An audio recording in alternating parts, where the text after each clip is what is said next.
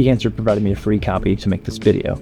All belts are my own. Dehancer is known for its ability to emulate film, with all its charming imperfections such as grain and film damage, though I found it to be useful for other reasons, such as the film presets allowed me to make a cozy color grade very easily.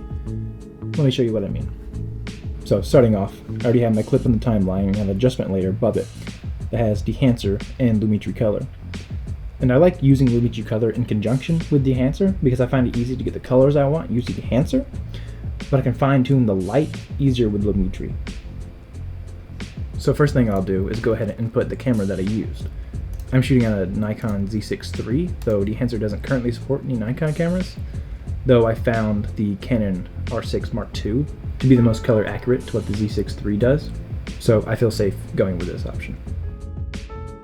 From there you'll see the colors correct themselves on the preview, and next I go to film. Now there's a lot of options for film. Personally, I normally choose one of two to get the looks that I want, one of which is Fuji Color 100, gives it nice blues and purples. The other one is Kodak Aerocolor 4. Very similar colors, but just a little less contrasty. So I think for this clip, I'll go with Kodak. But you can flip through all these film profiles and choose which one really fits your scene and your vibe. I just choose to stick with these two because I know they'll perform well. Next, I'll jump over to print.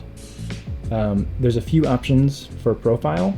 Sometimes I'll swap to one of these last three, such as Kodak 2383, but I think for this one I'll stick with Kodak Endura glossy paper because it gives me the right amount of vibrance that I'm looking for. I don't feel that I need to change these quite yet. If I want to change much color, I'll typically do it in Lumetri with the curves or basic correction. Here's film grain. I personally don't really like the look of film grain, so I typically just turn it off because I find it kind of distracting and I don't think it's necessary. For this clip, I just want a coloring tool, not a film emulation tool, so I'm going to stick with film grain off. Halation and bloom is sometimes something I'll turn on if I think the footage needs it, though for this clip, I think it's fine as is. So I'm pretty happy with how this looks as far as colors goes. So now I'm just going to switch over to Lumetri color and do some quick edits.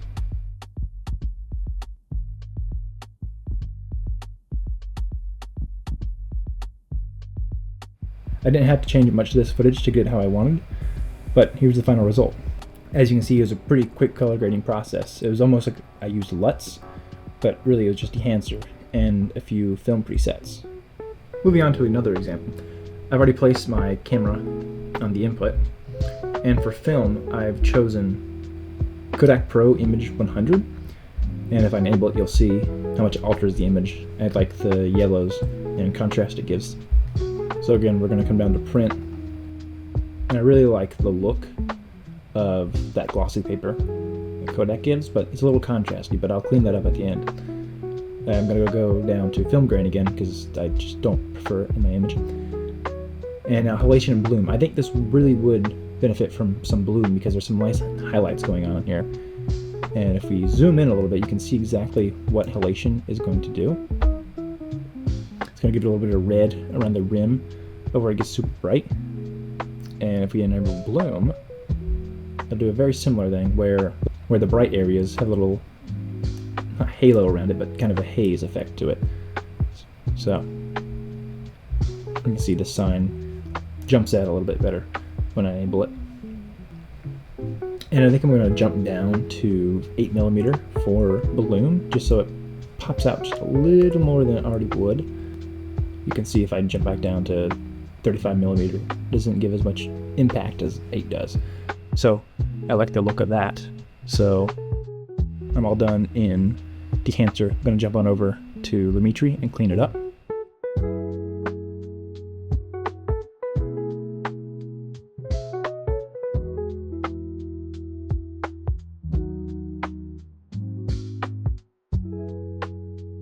And there we go, here's the final image.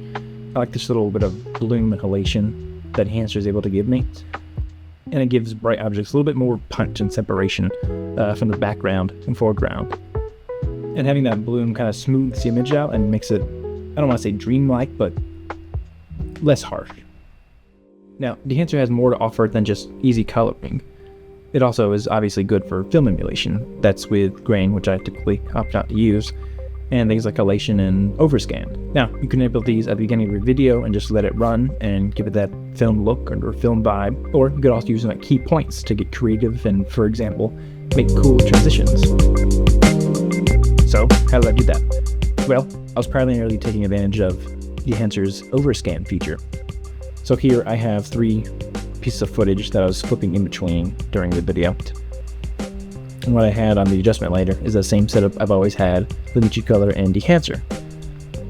So for this one, I've again inputted the same camera, and for film, I've chosen Kodak Aero Cool 4. A lot of the similar setup that you've seen before. Also used halation and bloom. I also opted to use film damage since it gave it more rugged and flashy look. But most notably, I used overscan. Now, there's a lot of fine-tuning tools with overscan, and it's good to play around with it yourself, but you can see how the different options drastically change the little overlay it gives the film. I opted to stick with Super 16, I just like the look for this example. And of course, I use it in conjunction with the Lumetri color to fine-tune the light. Now, above it was just text from Adobe, and what I did towards the end was key out the scale on the overscan. So what this did was make it just a little bit bigger to a point where it just kind of came out of frame to a point where you couldn't see it.